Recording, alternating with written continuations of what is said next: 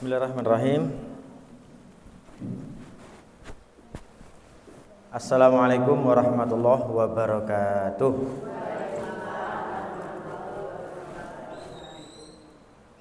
Alhamdulillahirabbil alamin wal aqibatu lil muttaqin wala udwana illa 'alal zalimin. Matrun. Asyhadu an la ilaha illallah wa asyhadu anna Muhammadan abduhu wa rasuluh. Radina billahi rabba wa bil islami dina wa bi Muhammadin sallallahu alaihi wasallam nabiyya wa rasulah.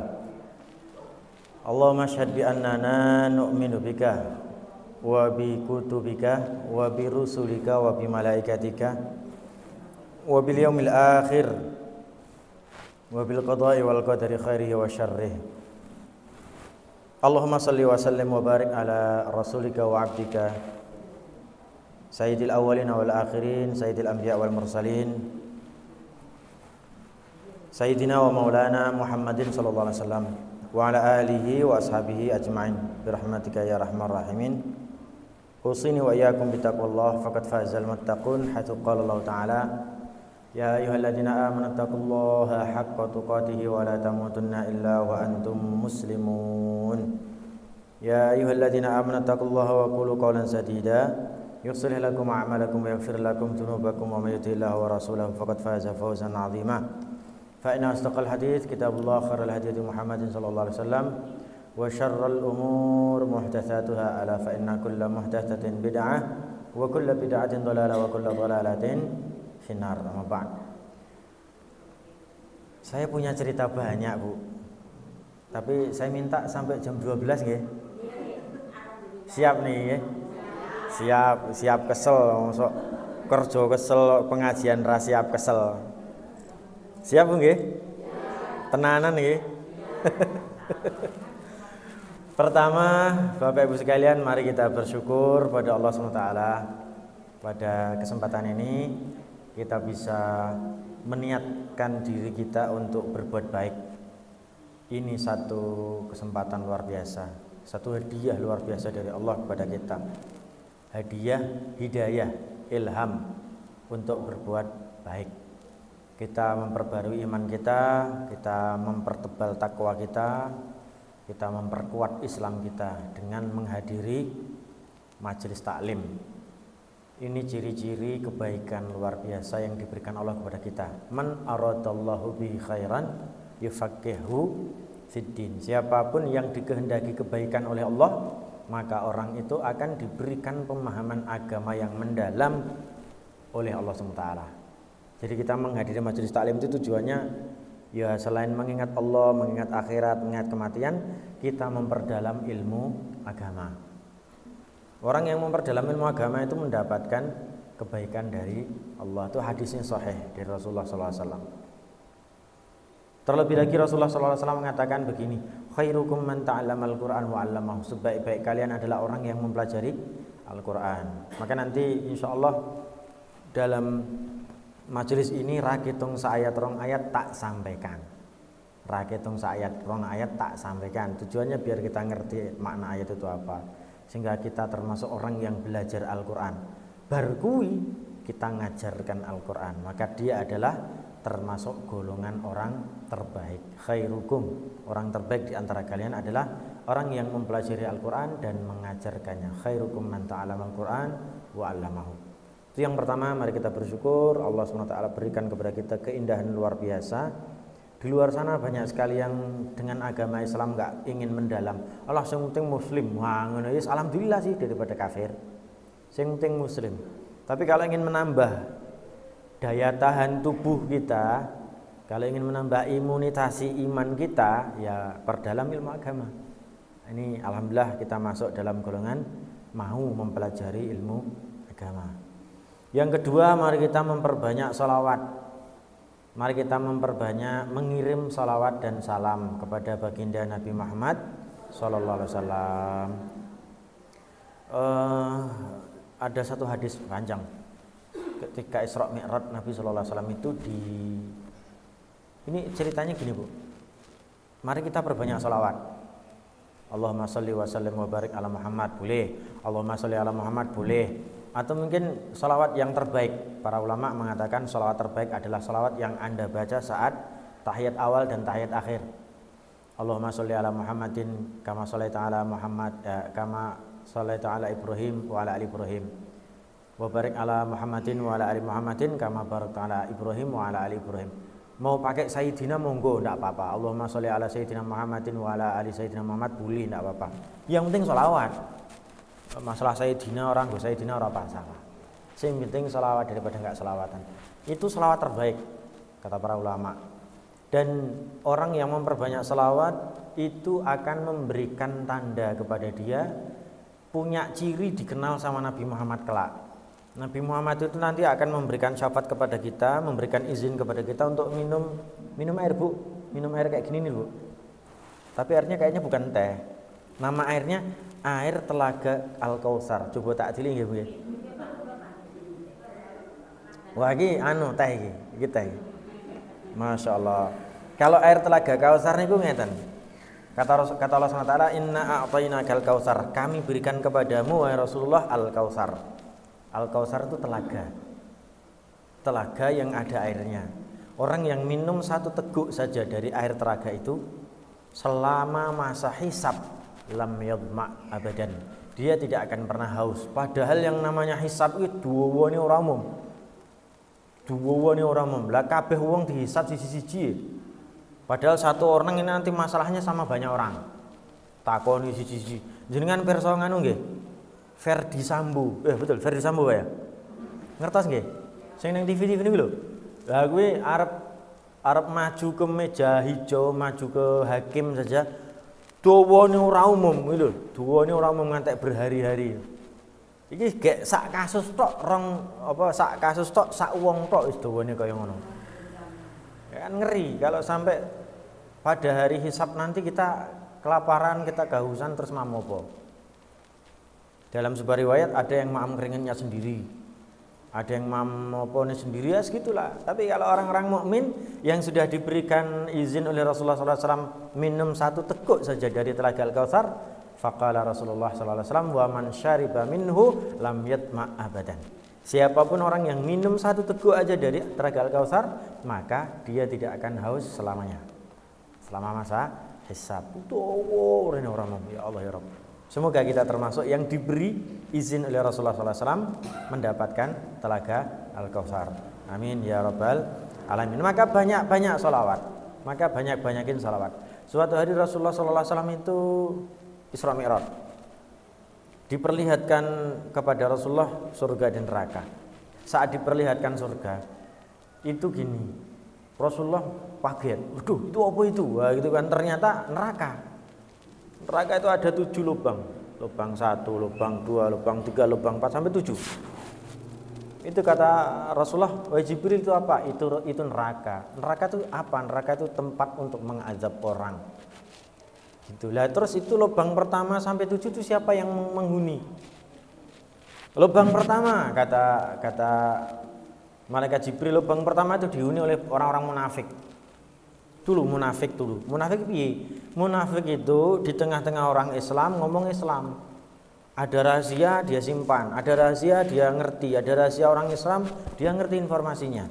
Ketika dia keluar dari Islam, dia menuju kalangan orang-orang kafir, dia ngomong kepada orang-orang kafir, aku bersama kalian, aku wong kafir. Kayak lo orang-orang Islam tuh rahasianya gini. Akhirnya orang Islam yuk kalah, arep perang rahasianya ketok, arep perang informasinya ketok, akhirnya kalah. Orang munafik, ya ini namanya orang munafik. Orang munafik inilah yang menempati lubang paling bawah, nomor 1. Kata Allah SWT, innal munafiqina fid dar. Aku urung masuk materi Bu. Iki urung masuk materi. Materiku nanti tentang taubat. Pokoknya tekan jam 12. Pokoknya tekan jam 12 nih. Bawa ceritanya akeh buah tok. Jadi siapa yang menempati orang munafik? Orang munafik ini orang yang begitu itu tadi ceritanya itu. Dia menempati neraka paling bawah. Innal munafiqina fid darkil asfali minan nar. Orang-orang munafik itu menempati neraka paling bawah. Asfal ini lho Pak, aspal itu paling bawah. Sufla itu bawah, asfal itu paling bawah. Bahasa Indonesia ini aspal, ini sore apa?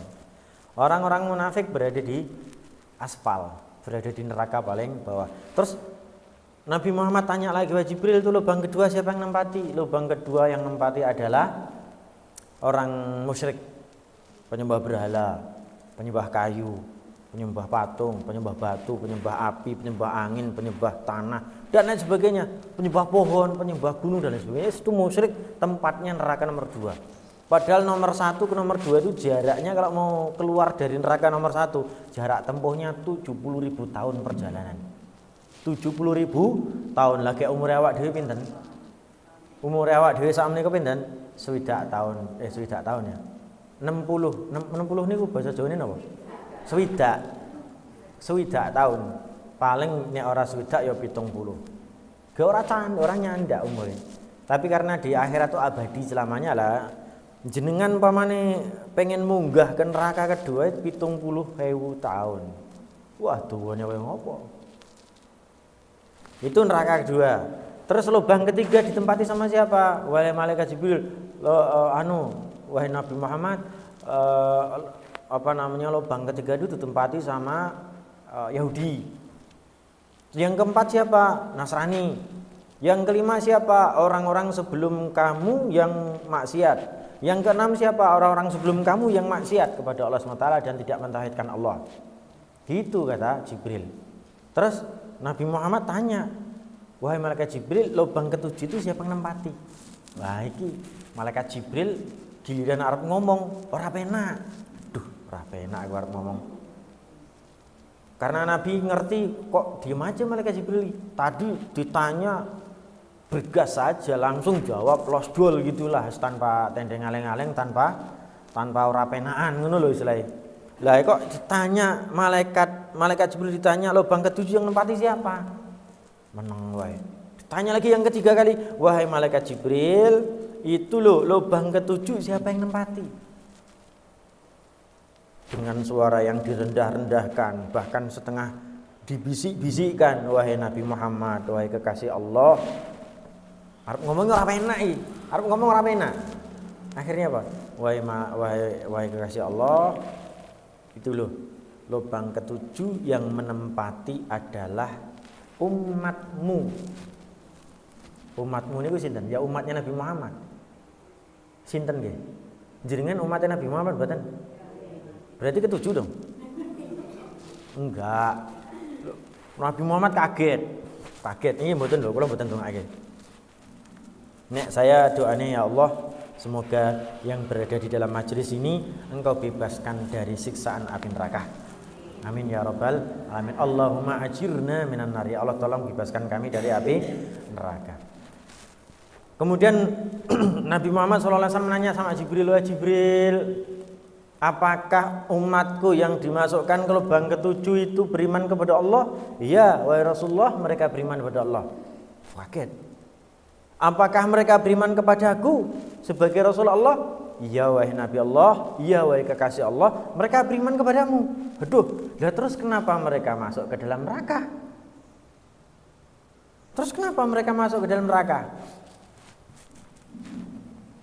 Malaikat Jibril memberikan jawaban begini, wahai kekasih Allah, mereka adalah umatmu yang dahulu kalanya ketika berada di dunia berbuat dosa, termasuk dosa besar, namun belum sempat bertaubat.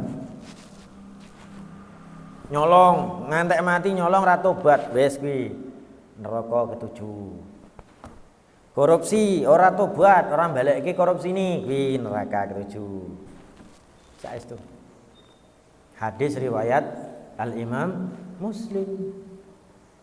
Nabi menangis, ya Allah, kok kayak ngene umatku, jaring iman kepada Allah, jaring iman kepadaku, lah kok gawe dosa, gek ra sempat tobat, terus piye iki?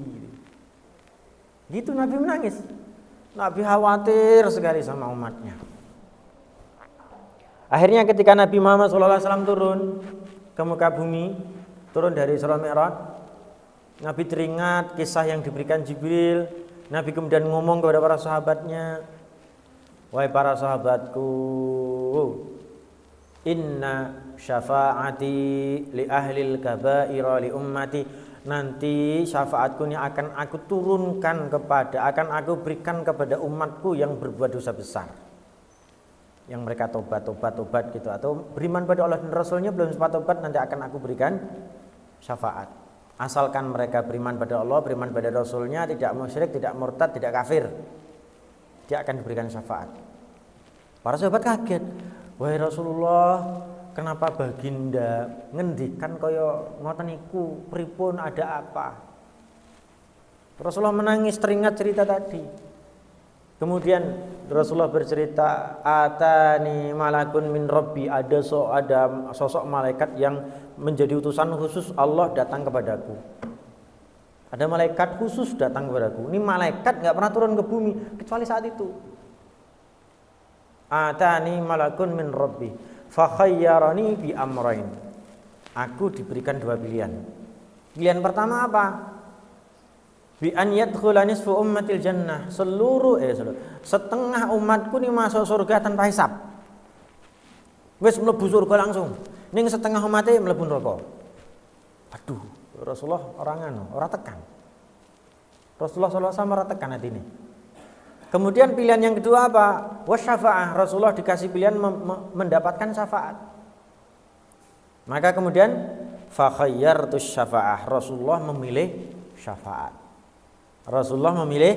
syafaat. Akhirnya malaikat itu mengabarkan kepada Allah bahwasanya Rasulullah memilih syafaat. Ya sudah.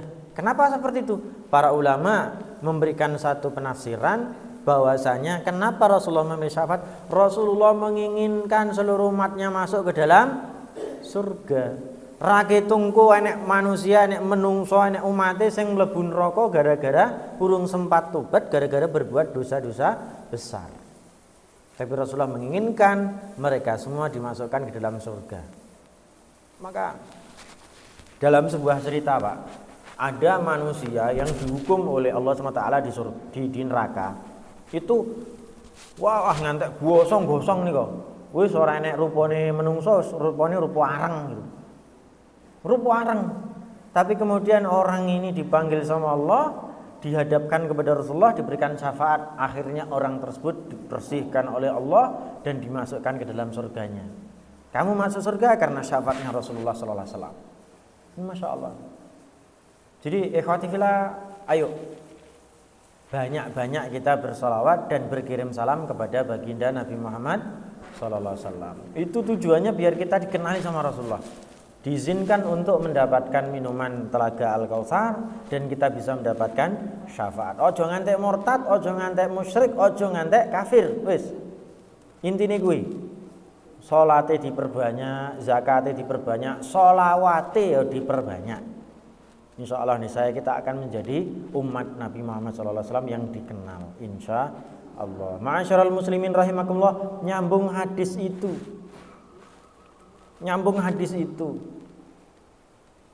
Hadis itu berkata kepada kita, Jibril berkata kepada kita, wahai Nabi Muhammad, neraka ketujuh itu isinya adalah orang-orang atau umatmu, tetapi sayang mereka belum bertobat. Itu inspirasi untuk kita segera bertobat. Nah, saya mau ngomong masalah tobat ini. Tobat ini kenapa? Tobat ini kenapa, Bu? Tobat oleh wis koyo ngene kok ya wis tuwek wis duwe anak wis kok ya ora tobat. Nah gitu kan. Awak dhewe lak sering ngomong ngono ku to karo anak-anak awak dhewe. Mbok yo tobat oleh, mbok yo tobat to pakne, umpamane enek pakne sing lagi melanggar, lagi maksiat ora rampung-rampung, awak dhewe mau enggak mau ngomong tobat to pakne. Tobat to lele kan gitu ya. Tobat yo apa? Satu. Tobat itu artinya berhenti dari perbuatan maksiat.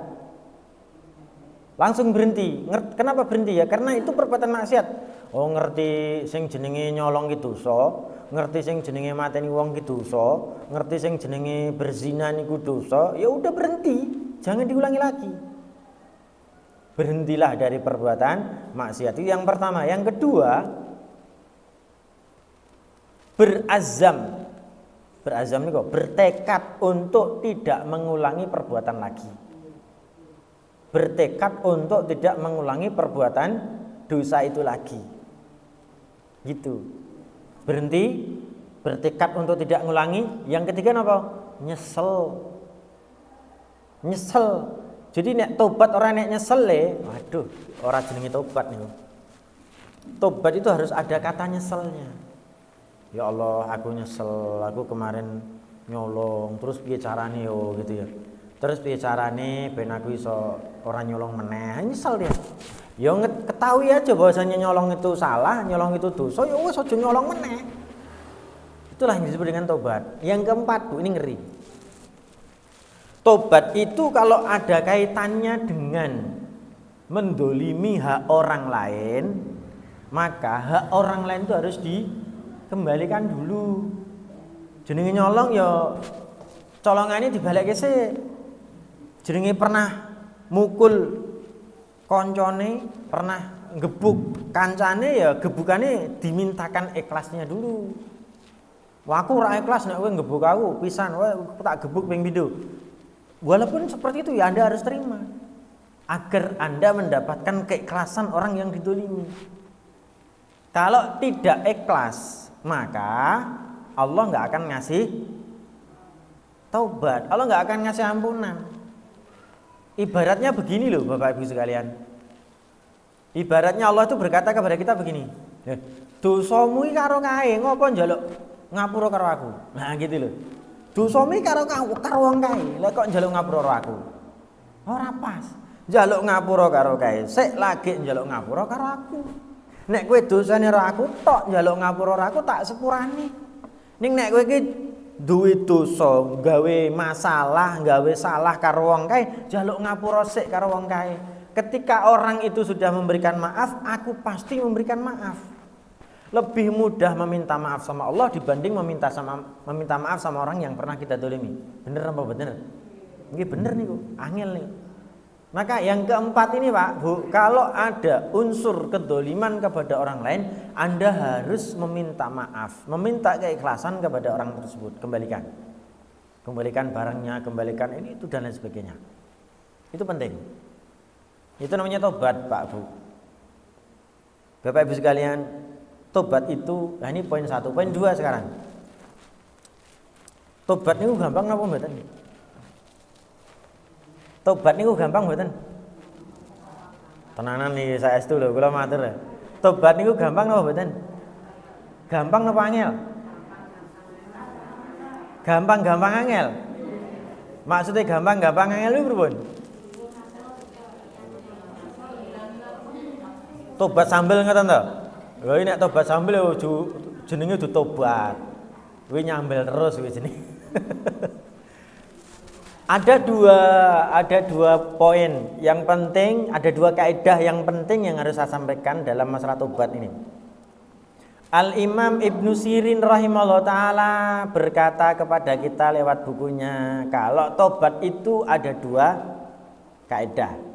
Kaidah pertama, at-taubatu athqal. At-taubatu asqalu minal mudawamati lil amali sholeh. Itu yang pertama. Tobat itu lebih berat dibanding istiqomah, dibanding konsisten melaksanakan amal soleh. Niku Pak, Bu. Tobat itu luwe angel dibanding mempertahankan amalan soleh. Itu konsep pertama. Konsep kedua, kaidah kedua, at-taubatu a'dham minal amalis sholeh. Tapi begitu Anda bisa bertobat dengan taubatan nasuha, Anda akan diberi pahala yang lebih besar dibanding orang yang sebatas beramal soleh. Karena tobat itu pahalanya gede nih orang, gede banget. Makanya tak cerita ini sisi-sisi. Nah, yang pertama, orang yang bertobat niku luweh angel ketimbang orang yang konsisten menjaga amalan soleh. Pripun maksudnya? Pak, Bu, orang itu kalau beramal soleh, dia tidak melakukan perbuatan dosa besar, tidak nyuri, tidak nyolong, tidak korupsi, tidak zina, tidak mateni wong, tidak, pokoknya orang tidak berbuat dosa besar lah. Akhirnya orang ini kan mau tidak mau uripe yo sholat, yo zakat, yo puasa, yo haji, yo umroh kan wis biasa, yo bertani, yo kerja biasa wae lah. Yang penting orang melaksanakan perbuatan dosa besar. Orang yang tidak melaksanakan perbuatan dosa besar seakan-akan dia tidak dituntut bertobat, walaupun tobat itu untuk semua orang wajib gitu. Tapi orang dia nggak melakukan zina, dia tidak melakukan mencuri, dia tidak melakukan perbuatan dosa besar kan tidak diperlukan, bukan tidak diperlukan ya, tetapi untuk tobat itu tobat dari hal yang tidak seperti itu gitu, bukan dosa besar. Seandainya dia tidak berbuat dosa besar, dosa-dosa kecil selama tidak berkaitan dengan kedoliman kepada orang lain, dosa-dosa kecilnya itu akan terhapus dengan sendirinya ketika dia sholat jamaah di masjid. Itu kalau orang mudawamah alal amal soleh, kalau orang itu terus menerus beramal soleh. As-salawatul khamsu mukaffiratun lima bainahunna wal jum'ah ilal jum'ah war ramadan ila ramadan. Wa ramadan ila ramadan. Salat 5 waktu itu menghapus dosa di antara salat-salat yang ada. Subuh menghapus dosa antara isya ke subuh. Ini dua dosa cilik apa wae dihapus begitu salat subuh dilaksanakan. Salat subuh tekan luhur enek dosa asal tidak berkaitan dengan orang lain loh ya. Berkaitan dengan diri sendiri, dosamu langsung dihapus saat sholat duhur. Sholat asar yang ngono, maghrib yang ngono, isya yang ngono, terus mendak dino Pak. Bu. Jumat yang ngono, antara Jumat satu ke Jumat yang lain itu dihapus semua dosanya. Jumat besok lagi, Jumat sekarang sampai Jumat besok dihapus lagi dosanya selama tidak ada kaitannya dengan orang lain. Kalau ada kaitannya dengan orang lain minta maaf dulu. Gitu. Ramadan satu ke Ramadan yang lain dihapus semua dosanya. Idzajtuni batil kabair kata Rasulullah. Kalau dosa besarnya ditinggalkan, artinya tidak dilakukan. Maknanya orang yang berbuat dosa besar tidak terhapus dosanya hanya dengan sebatas sholat 5 waktu. Dosa besar tidak bisa dihapus dengan sholat Jumat. Dosa besar tidak bisa dihapus dengan Ramadan, dengan puasa Ramadan. Lalu apa yang bisa menghapus dosa besar? Tobat. Nah, ngaten lho. Apa yang bisa menghapus dosa besar? Tobat. Ya Allah, aku nyesel, aku nyolong. Balekke duwite, ya Allah, aku nyesel, aku nyolong. Aku ra bakal nyolong meneh ya Allah. Tolong ya Allah bantu aku, hidayahi aku seperti Kau memberikan hidayah kepada orang yang telah Kau beri hidayah. Aku ra bakal nyolong meneh ya Allah. Gitu. Jadi orang yang ingin menghapus dosa besar pakai tobat. Tidak bisa menggunakan sholat-sholat biasa yang kita lakukan 5 kali sehari itu, tidak bisa. Harus tobat dulu. Maka ikhwati fillah rahimakumullah, orang yang beramal soleh itu tidak butuh itu gitu loh. Tidak butuh, bukan tidak butuh ya. Tidak. Artinya tobat itu digunakan untuk menghapus dosa besar. Sedangkan Anda tidak punya dosa besar. Umpamanya, Anda tidak punya dosa besar. Kemudian Anda cukup menjaga amalan soleh. Nah, amalan soleh itu kadang enek wong bosen. Enek wong bosen toh, jenengan ngaji bosen kadang. Terus sedekah kadang yo bosen. Terus jamaah salat kadang yo kesel bosen. Pernah toh? Pernah, aku yo pernah yo. Kabeh pernah bosen itu. Apakah kemudian ada solusinya? Ada. Rasulullah ngasih solusi. Kalau Anda agak bosen sama amalan soleh itu ndonga kalih Gusti Allah. Ya musarrifal qulub, sarrif qulubana ala taatik. Wahai yang maha membolak-balikkan hati, kadang aku senang sholat, kadang aku rada bosan, kadang aku malas. Wahai yang maha membolak-balikkan hati, tolong balikkan hatiku untuk mencintai satu taat ke ketaatan yang lain. Aku bosan sholat, aku pengen poso. Aku bosan poso, aku pengen sedekah. Aku bosan sedekah, aku pengen sholat lagi ya Allah. Ah kan ngono. Itu solusi satu. Solusi dua apa? Rasulullah SAW mengatakan, rawihu nufusakum sa'atan. Rehatkan jiwamu sesaat.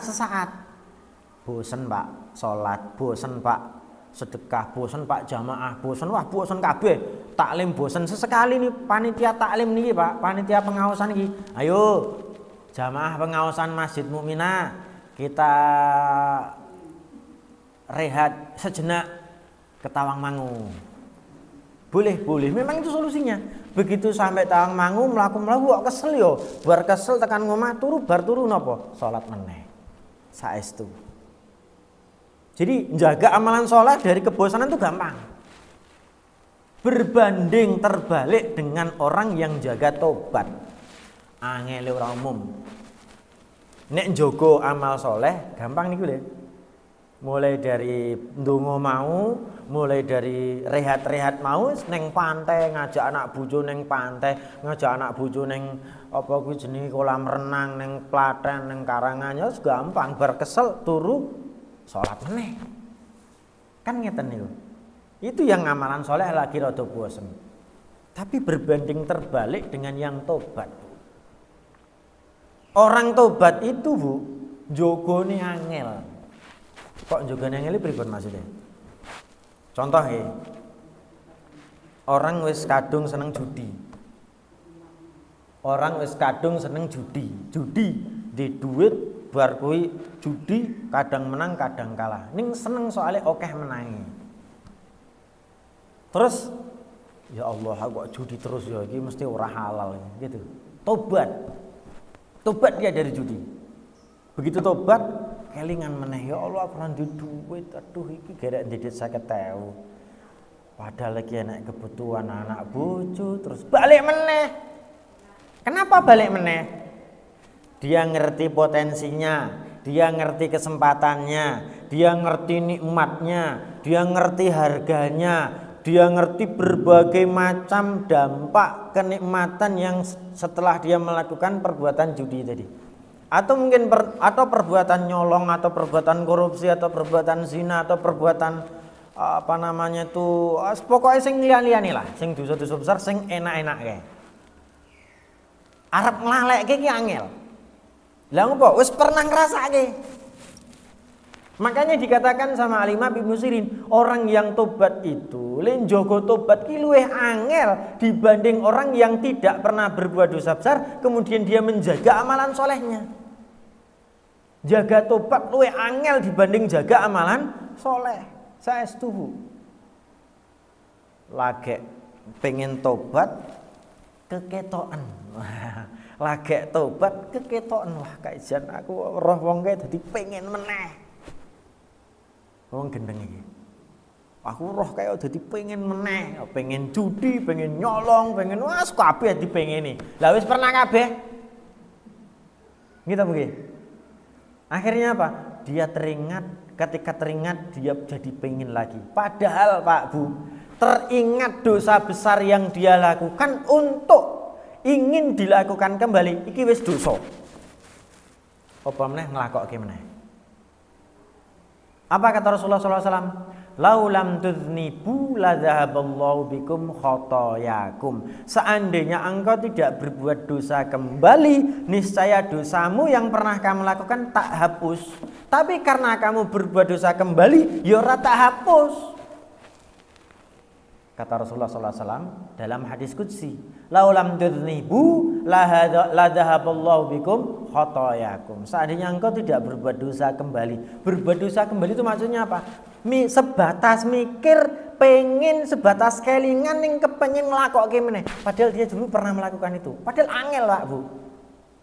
Makanya orang itu ketika berbuat dosa besar, ciri orang yang mendapatkan taubatan nasuha, dia tidak lagi kepengin berpikir, kepengin melakukan lagi.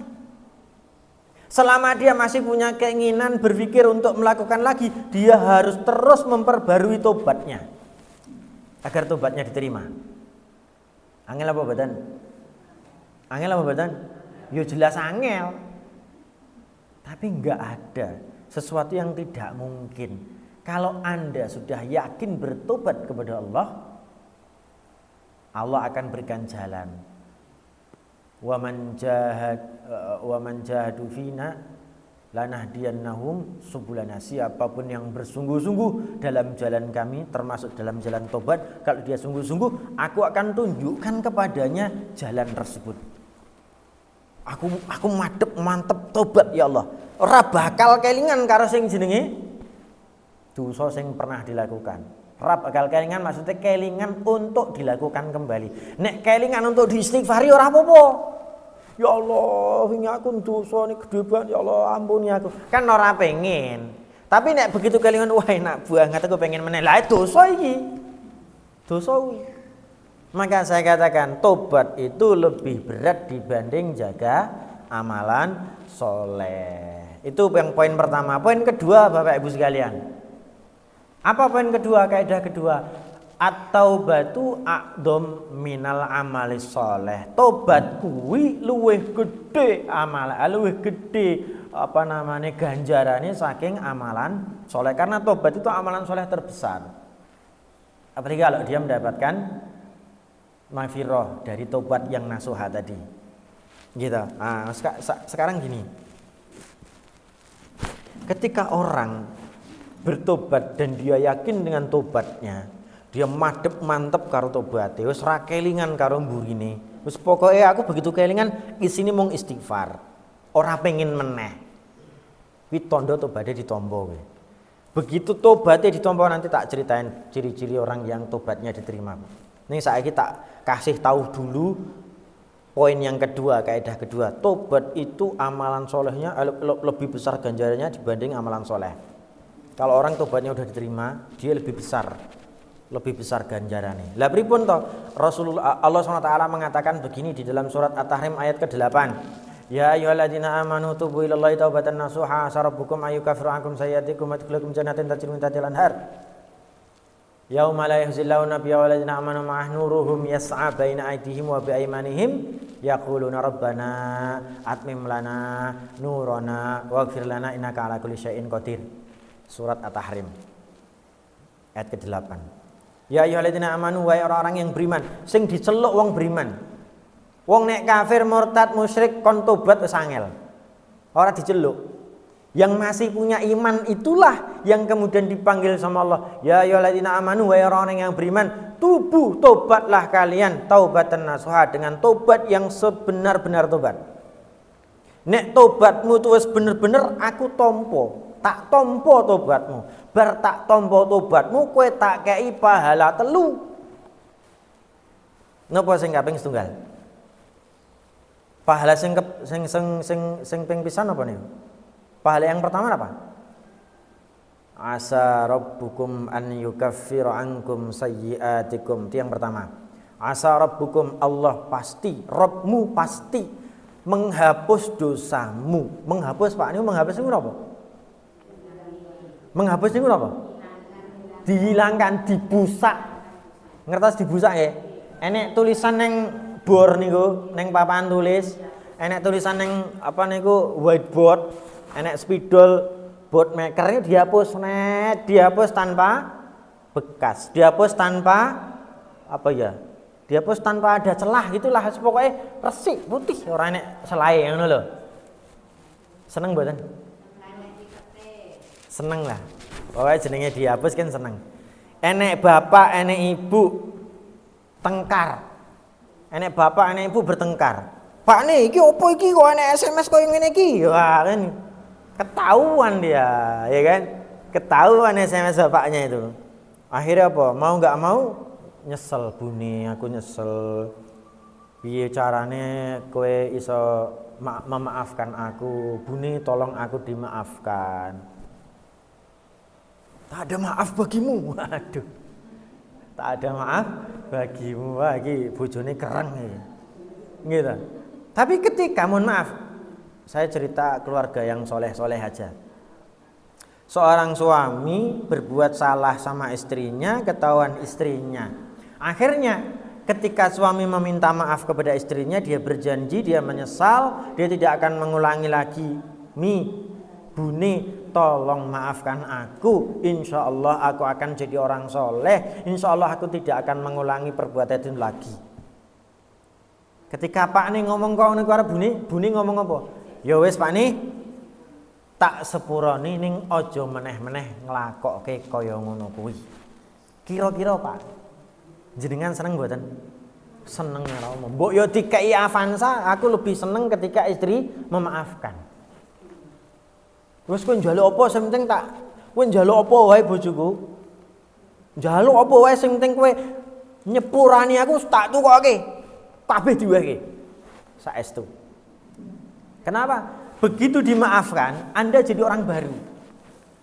Begitu dimaafkan, Anda jadi orang hebat, istimewa, seperti orang yang Masya Allah, tanpa celah, tanpa dosa. Pokoknya anyar, jadi wong anyaran itu. Kayak bayi baru lahir. Akhirnya memulai hidup baru lagi setelah itu. Nah, saat ini ngeten. Jenengan pendak dino hidup bertahun-tahun melakukan perbuatan dosa besar di hadapan Allah. Begitu menghadap Allah ampuni karena Anda bertobat. Seneng mboten? Gua senenge ra umum. Senenge ra umum niku saestu. Aku duwe kesalahan kok diampuni kabeh.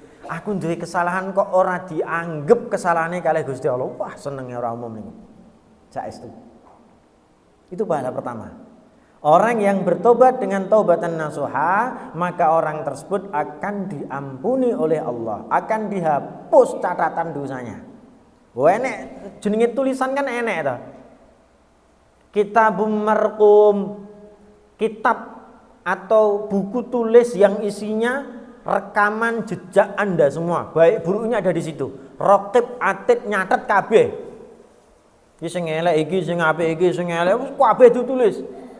Begitu menghadap Allah, kilo sing elek tak hapus. Seneng mboten? Senenge ora mun. Itu pahala pertama. Pahala kedua apa? Asarabukum ayyukafiru ankum sayyidikum wa yudkhilakum jannatin tajri min tahtihal anhar. Bar diampuni, bar dihapus dosanya, dimasukkan orang itu ke dalam surga. Orangnya dimasukkan ke dalam surga. Yang surganya mengalir sungai-sungai yang menarik, yang indah, yang istimewa di bawahnya. Waduh, enak sekali. Hidup dia bertahun-tahun di situ. Wah, enak ora mung. Diampuni dosane, dilebokke ning surga, ya Allah senenge ora mung. Ngeten nggih? Ora masalah surgane surga apa? Surga Aden, surga Firdaus, surga Naim, surga apa ora masalah, sing penting mlebu surga sepenak. Dibanding mlebu neraka kita pasti nggih, mesti enak mlebu surga. Akhirnya apa? Hidup dia bertahun-tahun di situ. Datang Allah kepada dia, manggil Allah. Dul, sini dul. Wah, kok dul iki? Dul niku sinten? Dul sini dul, dipanggil sama Allah. Kata si dul tadi, labbaika ya Allah. Si dul niku sinten? Dul niku Abdullah. Abdullah niku hamba Allah. Wahai Abdullah, tak singkat wae. Wahai Abdullah, sini. Labbaika ya Allah. Ada apa ya Allah engkau memanggilku? Kowe pengen meneh ora? Pengen apa ya Allah? Ya pengen hadiah. Loh, ya Allah, aku ki wis seneng diampuni, aku ki wis seneng dilebokke ning surga, wis ora pengen pindah-pindah. Ning kene wae ya Allah, aku wis seneng. Wis rasah piye meneh ya Allah, aku wis seneng ning kene. Kowe gelem pengen hadiah meneh ora? Kata Allah SWT kepada orang itu, "Udzkur bi ismi, utlub bi ismi." Ud'u bi ismi, mintalah atas namaku, sebut namaku, mintalah, sebut namaku, njaluk apa karepmu. Bayangno. Ini hadiah ketiga ini. Pahala ketiga dia disuruh nyebut. Pokoknya sebut namaku, kamu tak kasih hadiah meneh.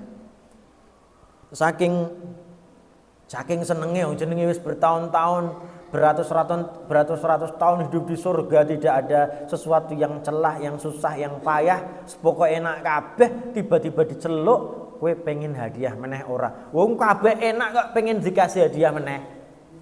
Lah emangnya enak ya Allah hadiah sing enak luwih enak saka iki gitu kan. Ternyata ada. Akhirnya apa?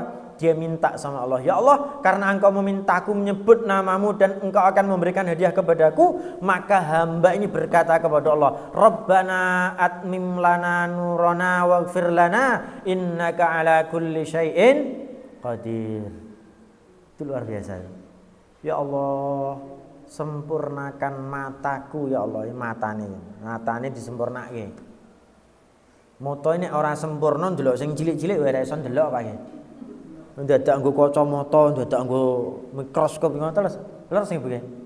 Wong sing adoh-adoh ae ora iso didelok. Pas zamane arep Idul Fitri, pas zamane arep puasa arep delok hilal ndadak nggo teleskop. Waduh, gede banget teleskope. Saking ra iso ndelok. Kenapa? Matanya enggak sempurna. Dia hanya minta sama Allah, ya Allah kalau begitu sempurnakan mataku. Lah ben ngopo to dul? Biar aku bisa melihatmu. Biar aku bisa melihatmu. Dan betul dikasih sama Allahnya, tak kei matamu sempurna ben kowe iki iso ndelok aku. Apa kata Allah? Wujuhu yauma idzin nadhirah ila rabbiha nadhirah. Pada hari mereka disempurnakan mata mereka, wajah mereka kemudian berseri-seri. Kenapa berseri-seri? Saat itu juga mata mereka melihat Allah secara langsung yang selama ini kita sembah. Masya Allah. Pengen bu? Tobat. Lah ya tenan toh, pengen ngono ya tobat. Ndang tobat saat durunge mati. Saestu. Suatu hari ini enak kisah meneh. Kok bisa ya manusia itu melihat Allah? Bisa, nanti di akhirat bisa. Itu akidahnya orang Islam, bisa melihat Allah. Nek di dunia nggak ada satupun yang bisa melihat Allah, termasuk malaikat nggak bisa melihat Allah, itu nggak bisa. Allah hanya bisa dilihat nanti di akhirat. Suatu hari Rasulullah itu barisa, sholat isya jamaah, enek sahabat-sahabat di belakangnya, ayo jalan-jalan barisa.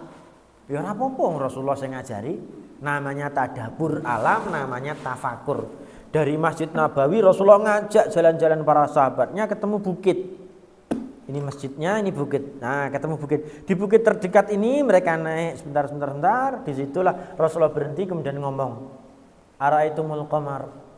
Hei para sahabatku, apakah engkau melihat rembulan yang begitu indah?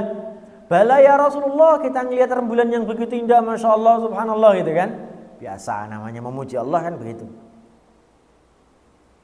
Itu kata Rasulullah ketika para sahabat melihat qamar, melihat apa namanya itu? Qamar, Pak Qamar. Qamar niku rembulan purnama. Artinya rembulan purnama. Apakah engkau semua melihat rembulan purnama? Nggih Rasulullah, kita semua melihat bulan purnama. Masya Allah indah sekali ya Rasulullah. Indah sekali ciptaannya. Kemudian Rasulullah ngomong kepada para sahabatnya, Wallahi, demi Allah, kata Rasulullah, innakum latarawna rabbakum. Demi Allah kalian semua akan melihat Rabb kalian. Kalian semua akan melihat Allah kalian yang selama ini kamu sembah. Kama tarawna hadzal qamar, sebagaimana engkau melihat rembulan purnama ini. La tudamuna minhu syai'. Penglihatanmu kepada rembulan itu enggak ada batas. Enggak ada awan yang menghalangi. Saat kamu nanti melihat Allah juga gitu, nggak ada awan, nggak ada apapun yang menghalangi antara pandanganmu dengan Allah langsung. Masya Allah, Subhanallah, kamu akan melihat Allah seperti itu. Purun bu, tobat. Memang gitu, di dosa ya harus segera tobat. Ben ngopo, ben etuk ganjaran telu. Ben etuk telung ganjaran. Siji diampuni dosanya, loro masuk neng surga, telu melihat Allah.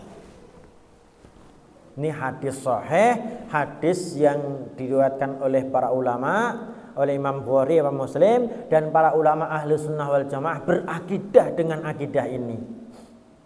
Begitu. Ada kalangan ulama yang sesat, itu ngomong Allah nggak bisa dilihat. Wah payah. Allah yang kita sembah pendak dino, kita harapkan pahalanya, kita harapkan perlindungannya dari api neraka, dari siksanya, mosok nggak bisa didelok, masa nggak bisa didelok? Bisa dilihat insya Allah. Itu pasti. Ngatan ya? Jadi ini kaidah kedua. Kaidah pertama, tobat lebih berat dibanding menjaga amalan soleh.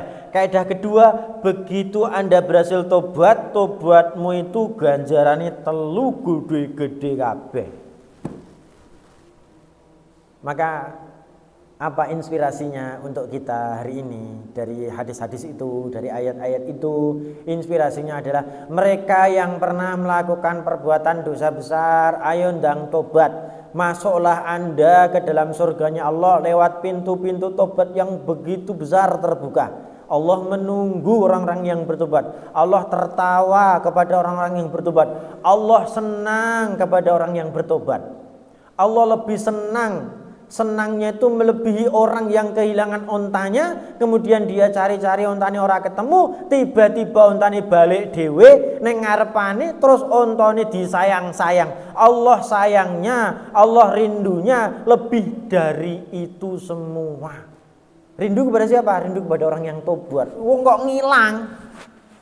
ngilang dari jalur yang benar. Begitu dia ngilang, dia balik, ya Allah aku tobat. Allah senangnya bukan ampun. Allah senang banget sama orang tobat itu. Maka Allah katakan, innallaha yuhibbut tawwabina wa yuhibbul mutatahhirin. Allah itu seneng banget karo wong sing tobat. Sebagaimana Allah juga seneng banget karo wong sing seneng resikan.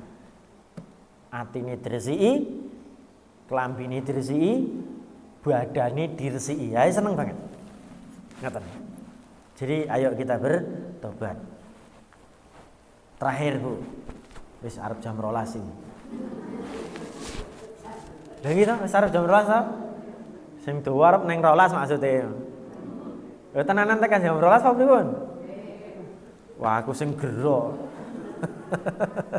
Terakhir, poin terakhir. Ciri-ciri orang yang tobatnya diterima. Iki rada dawa jane. Soale bahasane akeh. Ciri-ciri orang yang tobatnya diterima. Jadi ada orang berbuat dosa besar, kemudian dia tobat. Untuk mengetahui tobatnya diterima itu gimana caranya? Ada ciri-cirinya, ada tanda-tandanya. Loh, memang bisa dibaca tanda-tandanya, memang bisa dilihat bisa. Yang bisa melihat siapa? Ya orang-orang beriman, sing duwe iman. Kalau orang tidak punya iman dia nggak bisa ngelihat tanda. Oh jangankan tanda tobat, jenengan ngertos kiamat toh? Kapan kiamat? Orang ngerti. Ning Allah ngasih tanda-tanda kiamat. Berarti tanda-tanda kiamat bisa dipelajari.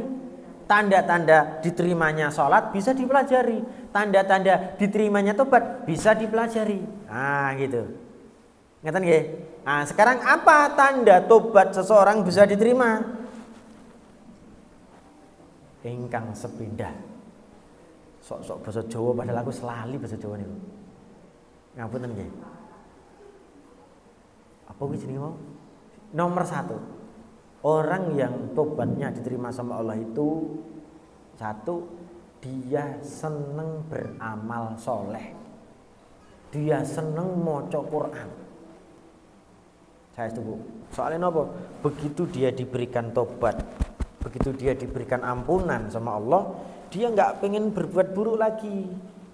Dia pengen mau berbuat baik terus, senang sholat, senang zakat, senang puasa, senang haji, senang haji nggih, nek di duit, senang umroh, pokoknya ngono senang. Di duit ki ora nggo apa-apa mah. Wis pokoke aku duitnya tak simen nggo umroh. Duitnya tak simen wis pendak tahun umroh, ora masalah. Daripada di duit malah nggo apa-apa, ya nggo ibadah wae to. Aku seneng umroh, ora apa-apa. Jadi hatinya seneng beramal soleh. Utamanya nek orang di duit Pak Bu, enek ibadah gratis, orang nggo duit. Apa kuwi? Maca Quran. Lho gek Quran iki nyileh ning kene oleh. Saestu. Maca Quran gratis to. Jadi orang kalau seneng baca Quran, seneng beramal soleh, setelah dia bertobat, amalan solehnya itu akan membuat dia lupa terhadap perbuatan buruknya. Amalan soleh itu akan membuat dia menghilangkan diri dari perbuatan buruknya. Sehingga perbuatan buruknya itu tidak diingen-ngen lagi, untuk dibuat lagi, untuk dilakukan lagi. Wis lali. Aku seneng karo amalan soleh. Lah itu hidayah namanya. Nek kelingan isine mung istighfar, mung nyebut ya Allah, nangis dia. Aku ingin ngene ya Allah, tolong ampuni aku ya Allah. Gitu. Jadi kelingannya bukan untuk berbuat lagi, tapi kelingannya untuk istighfar. Piye carane nglaleke istighfar lagi, carane nglaleke baca Quran, carane nglaleke berkumpul bersama orang dengan akhlak yang baik, berkumpul bersama orang berjamaah salat apa yang baik, begitu. Amalan soleh kabeh. Jadi wong zaman biyen ki nasihate nggih ngenake tenan. Apa ya? wong kang soleh kumpulono ngoten ta niku. Apa kayak lagu ini kok lali aku. Tombo ati kan gitu. Tombo ati ya enek 5 perkarane kan gitu. Salah satu nih wong kang soleh kumpulono. Wong nek pengen nglalekke obat, wong nek pengen nglalekke lara atine, ya salah satunya karena dia dulu pernah berbuat dosa. Wong sing soleh ki ayo kumpul bareng. Wah, mung kono kae nek wong soleh kumpul. Jadi dibanding ketika dia kumpul bersama gengnya pada masa-masa kemarin, kumpul bersama gerombolan orang-orang yang buruk ya kacau jadinya. Nih nggih tanda pertama nggih. Wonge seneng qiraatul Quran, wonge seneng ngamal soleh. Yang kedua. Yang kedua ini sebenarnya nomor 8. Tapi karena ada cerita menarik tak kasih jadi nomor 2. Tapi nggak apa-apa nggih. Ini masalahnya jam 12 sih. Nomor 2 ini ngeten. Ini ada cerita menarik masalahnya. Orang yang punya tanda tobatnya diterima, orang yang tobatnya diterima adalah dia punya tanda berikut. Apa tandanya? Dia mampu merasakan keberkahan dari Allah. Wah, iki angel iki. Dia mampu merasakan keberkahan. Maksudnya pripun iki? Ngrasakne berkah, alhamdulillah berkahan ngono sering ta awak dhewe ngono. Sering nggih? Nggih sakniki nek jenengan pun ngertos makna berkah kula tak tanglet. Berkah niku napa? Sing pernah kok rasake napa? Ayo. Wes pokoknya sering ning ngarep ngungkape angel. Nggih napa mboten? Ya wis tak cerita wae nek ngono. Contoh, Bu. Orang sing ngrasake berkah niku ngeten iki. Ada ini cerita nggih, ceritanya 15 menit. Ada pekerja tambang di Arab Saudi. Jadi ini cerita saya dapat dari guru saya. Guru saya dapat dari gurunya. Gurunya itu menulis sebuah buku. Qisasut Ta'ibin namanya. Kisah orang-orang yang bertobat di negeri Arab sana. Dan ceritanya luar biasa indah sekali. Ada orang ada orang merasakan berkah. Jadi dia cerita begini. Aku iki pekerja tambang. Gajiku 60.000 rial. 60.000 rial niku pinten? Sak reale 4.000. Sak reale 4.000, dia punya gaji 60.000 rial. Dadi ini pinten? Terus nek kon matematika do angel kabeh, do ora ndek duit gitu Wah, iki angel ngitung ora ndek duit berarti. Pinten? 200 pinten? Kok padha aku dadi angel mikir iki? 240 yuta. Gajine per bulan ki 240 yuta, Bu. Ini nggo duit Arab. 60.000 real ini kalangan menengah ke atas. Duit 60.000 real niku dikeke bojone, dikeke mbokne, dikeke anake. Soalnya yang hidup serumah sama dia tuh ada ibu, ada anak, ada istri. Dikasihkanlah ke dia. Laki-laki sejati. Laki-laki sejati itu enggak punya uang. Duit dikeke bojone kabeh. Nyo tak keke duitnya gitu kan. Kabeh laki-laki sejati. Apa yang terjadi? Dia duit 60.000 real, tetapi selalu saja di bulan-bulan diberikan uang itu selalu saja ada kekurangan. Ada keinginan yang tidak terbeli. Ada yang kurang pokoknya. Padahal gaji ini 240 yuta atau 60.000 rial. Bingung, hidup bertahun-tahun, gajinya hidup berbulan-bulan, gajinya 60.000 rial, tapi enek wae sing kurang. Itu lucu. Berkah apa mboten? Berkah apa mboten? Kok wis ngerti mboten berkah. Akhirnya apa? Dheweke silaturahmi, minta nasihat kepada ulama. Datang dia kepada kiainya Arab, ulama. Syekh, aku mau cerita, aku mau curhat, aku minta nasihat. Apa sing kok alami? Aku ndek duit duit 60.000 rial tak kek anak bojoku, tak kek mbokku, mesti enek wae sing kurang sing enggak terbeli. Mesti. Oh, ngono ceritamu ya. Kowe pengen ngrungokke nasihatku napa mboten sak rampunge? Aku percaya kepada ulama. Bismillah aku percaya. Ya sudah. Kowe kerjane ning ndi? Ning kae ning tambang kae. Oh.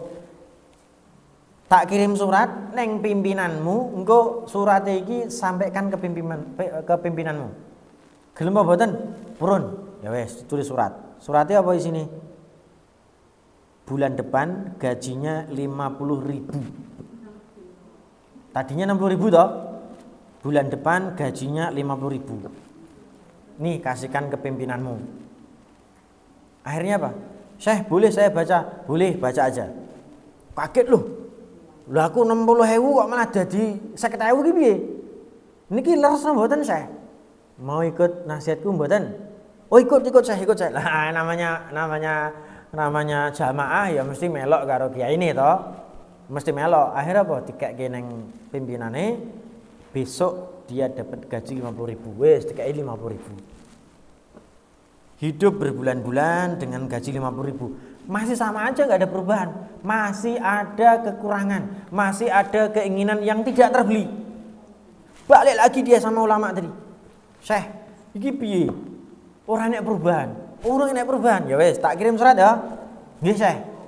Foto suratnya, bulan depan gaji ini 40.000. Dibuka meneh karo jamaah mau, Syekh, iki tenanan apa mboten iki? Mosok gajiku dadi 40.000, wong swidak wae kurang tak sakit 40.000. Kowe melok nasihatku mboten?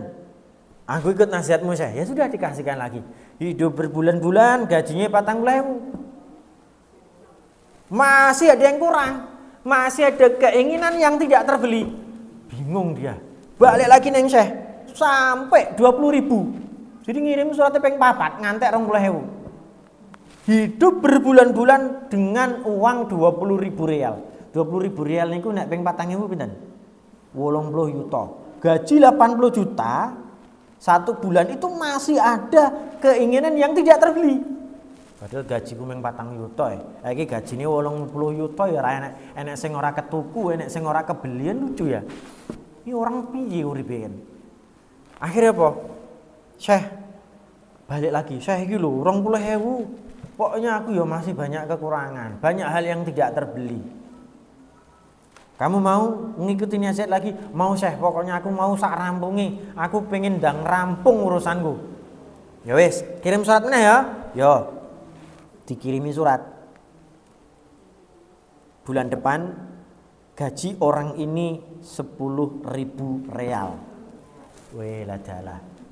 Kinten-kinten nek jenengan minta nasihat sama Syekh kayak gini nih, tenanan mau napa mboten melok napa mboten nih? Bar wah gajine 50.000 dadi 10.000, wah langsung lunga. Ulama opo yen gitu ya paling ya. Kiai opo kok kaya ngene ya, paling ora setuju bar kuwi lunga. Paling ngoten nggih. Paling. Tapi karena orang ini percaya banget sama ulama tadi. Ulama ini ngerti Allah dan Rasulnya. Ulama ini ngerti Quran dan Sunnah. Dia kasih aja nasihat seperti itu. Sampai dia dapat uang 10.000. Bulan depan gajimu 10.000. Kaget dia. Ya Allah Syekh, gajiku 20.000 ora cukup saya 10.000. Ada apa? Begitu sampai rumah dia kesel, dia nangis. Panggil dia bojone anaknya. Rene. Bune. Gilo. Nasihat Syekh. Gajine awak dhewe sesuk ke 10.000. Piye carane 10.000 iki dienggo kebutuhan sing urgen wae. Sing ora penting-penting, sing mung sebatas keinginan rasa dituku. Engko tiwasno aku balik meneh dikurangi 5.000 piye? Wah kacau iki uripku iki. Wis ngono wae ya Bune ya. Kita membelanjakan yang kita butuh saja. Sing keinginan-keinginan enggak perlu dibeli, enggak usah dibeli. Mau enggak mau kan bojone malah mikir, anaknya malah mikir, mbokne malah mikir. Wah, iki nek orang ini ya engko gajine gerek 5.000 tenan iki. Akhirnya apa? Surat itu dikasihkan ke pimpinan perusahaan memberikan gaji 10.000. Perusahaan ya seneng toh. Ikut para ulama. kalah karo ulama, apa meneh gajine dikurangi 10.000 dari 10.000. Ya seneng ya perusahaannya. Tapi terjadi ini kisah nyata. Akhirnya apa? Hiduplah keluarga itu dengan 10.000 real. 10.000 real itu nek dikalikan 4.000 yo 40 juta. Jadi bukan menengah ke atas tapi menengah ke bawah. Cara wong urip Arab itu menengah ke bawah. Gaji 40 juta. Iya kan? Hiduplah dia berbulan-bulan. Bulan pertama, alhamdulillah, kok ora kurang yo? Kok ora kurang yo? Bulan kedua 10.000 dicake nggo sekolah anake, nggo bojone, nggo ibuke. Wis sing penting wis sing mangan, saya wis sing penting wae. Kok ora kurang yo? Seneng nih. Orang ini seneng banget ini ternyata. Bulan ketiga juga seperti itu, enggak ada yang kurang. Bahkan ternyata di bulan ketiga itu dia bisa menghitung, ternyata kebutuhanku ora 10.000, bahkan kebutuhanku cuma 8.000 real. Anaknya sekolah, bojone, ibu, wah ming 8.000, sisa pira? Sisa 2.000 digembol, disai nggo sedekah. Bulan keempat dia datang kepada syekhnya. Assalamualaikum syekh. Loh, kok balik meneh? Tak kurangi piye duitmu? Ora Syekh, ora. ora dikurangi Syekh. Kula badhe matur. Apa meneh sing arep kok aturke? Syekh. Dia ngomong subhanallah, alhamdulillah, Allahu akbar. Syekh, semenjak engkau memberi aku nasihat, gajiku 10.000 saja. Aku semakin dekat dengan istriku, keluargaku semakin berkah. Tidak ada satupun keinginan yang tidak terpenuhi, semuanya kecukupan. Dia kaget. Apa rahasianya Syekh? Wong 60.000 itu banyak sekali keinginan yang nggak terbeli. Tapi begitu aku dapat 10.000 real per bulan, nggak ada keinginan yang tidak aku penuhi. Semuanya justru terpenuhi kebutuhannya. Kira-kira jawabannya Syekh niku napa nggih? Kira-kira jawabannya Syekh niku napa? Jawabannya singkat Pak Bu. Singkat, padat, jelas. Tole keringatmu layak dibayar 10.000, tidak lebih.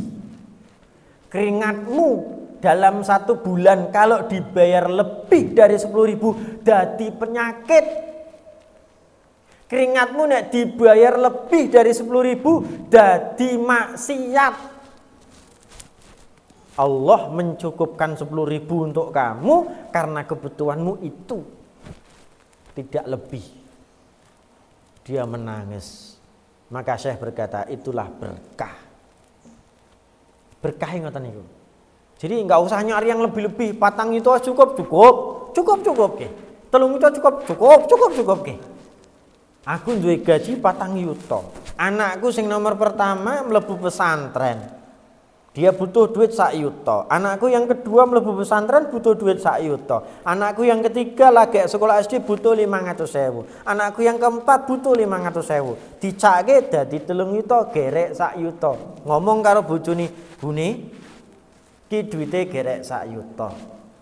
Kira-kira cukup apa mboten? Nek ora cukup aku tak kerja meneh." Ora bi, insyaallah cukup. 1 yuta nggo mangan sebulan cukup. Sing biasane mangan nggo iwak pitik wis saiki mangan gondok tok. Sing biasane mangan gondok tok wis rasa gondok nggo tempe. Ora masalah. Urip awakmu. Nggih napa mboten? Ya wis ngono kuwi. Jadi ngecake sing dibutuhke. Bukan membeli keinginan. Akhirnya apa? Ketika orang itu mendapatkan sesuatu yang berlebih-lebihan, keinginannya jadi berlebihan. Aku butuh iki, aku pengen iki. Enggak terbeli semua. Enggak cukup mboyo dikasih dia 1 miliar. Gini apa betul? Itulah berkah. Jadi Bapak Ibu sekalian, wong ki sing pengen ngerti tobatnya ditampa napa mboten, kehidupannya menjadi lebih tenang. Dia mampu merasakan keberkahan yang Allah berikan kepada keluarganya. Saestu. Cekap napa mboten? Sampun napa dereng? Kesel napa mboten? Wong sing kesel aku kok. Walah. Ya Allah ya Rabbi. Itu baru 2, padahal tanda-tanda diterimanya tobat itu ada banyak.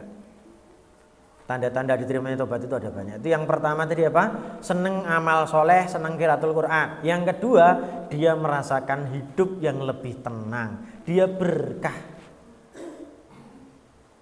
Jadi kebutuhannya apa? Ada. Wis dadi kaya manuk emprit. Kata Rasulullah, wong ki nek merasakan kehidupan berkah, kaya manuk emprit. Pripun maksudnya? Ngertos manuk emprit ta? Ngertos ya? Rasulullah SAW berkata begini, manuk emprit ini loh.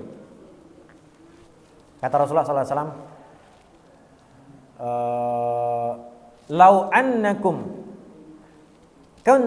annakum kuntum tatawakkaluna 'alallahi haqqa tawakkulih la ruziqtum kama ruziqat thair taruhu bitanan taghdu bitanan wa taruhu himasan. Kata Rasulullah, nek kamu itu betul-betul bertawakal kepada Allah dengan tawakal yang sebenar-benarnya, maka niscaya Allah akan berikan kepada kamu rizki. Pasti ada rizki. Seperti ketika Allah memberikan rizki kepada manuk emprit. Apa kuwi rizkine manuk emprit?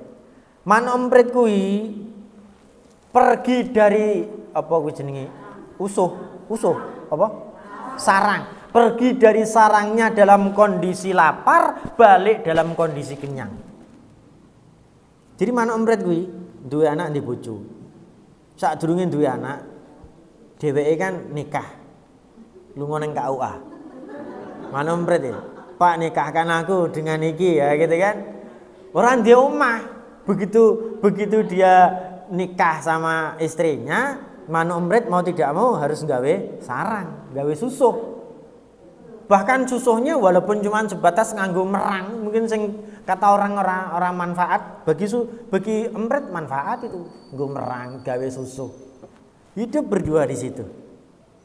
Wis kayak hidup neng surga, ora enek liyane kecuali dia berdua gitu kan? Itulah emprit. Dia akhirnya punya anak. Setelah punya anak, mau nggak mau dia harus memberi anak makan. Dia pergi dalam kondisi lapar, istrinya menjaga anak-anaknya. Si dia lapar perutnya, dia makan padi, makan biji-bijian, udah dia kenyang. Akhirnya dia makan padi, disimpan di paruhnya, biji-biji disimpan di paruhnya, dia pulang, diberikanlah kepada anaknya, diberikanlah kepada istrinya, kenyang semua. Begitu dia kenyang, dia bersyukur pada Allah, ya Allah, alhamdulillah engkau berikan kepadaku makanan yang terbaik yang kau punya. Demi Allah seluruh dunia ini seakan-akan kau berikan kepadaku. Si emprit ini gak mikir, engkau mangan siang gua apa orang mikir. Dia juga gak punya kulkas, simpen biji-biji ning kulkas ora enek Pak, Bu. Ning susu ora enek kulkas nggih. Benten kalian jenengan nggih. Tuku esuk, wah engko sing bahkan sengko awan sesuk apa simpen ning kulkas sik. Tawakali kurang. Nggih napa mboten? Nggih napa nggih? Nggih, padha ragu nek ngono. Bahkan daging kambing, daging sapi yang dibagi kurban tuh disimpen nang freezer ngantek setengah tahun ijeh kuwi, tenan kuwi. Nggih napa mboten? Ya Allah ya. Iki manuk emprit apa udu iki?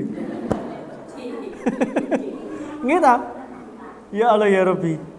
Kalau Anda seperti emprit tawakalnya, dia nggak nyimpen kulkas. Awak dhewe walah jangankan kulkas. Awak dhewe duwe tabungan BRI, engko nggo anak kuliah.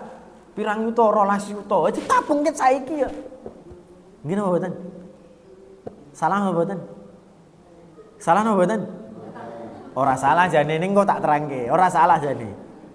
Mengubah pikirannya. Bagaimana caranya Anda bisa mendapatkan berkah dari Allah? Yang Anda makan hari ini Anda harus syukuri. Ya Allah, kau berikan nikmat yang begitu besar, yang seakan-akan tidak ada nikmat lain kecuali yang kau berikan kepadaku. Ya Allah, alhamdulillah. Wes kuwi jenenge berkah. Kalau ternyata Allah berikan kelebihan, kelebihannya itu disimpan boleh, tapi ketika disimpan gunakan niatnya untuk beramal ibadah di jalan Allah. Ojo disimpan kok nggo arep maksiat. Ora oleh, Pak. Tur nyimpen iki ojo diceketem. Nek suatu saat, suatu hari ada yang membutuhkan, beri. Itu Pak Bu. Nyimpan duit 10 juta niate nggo bocah kuliah.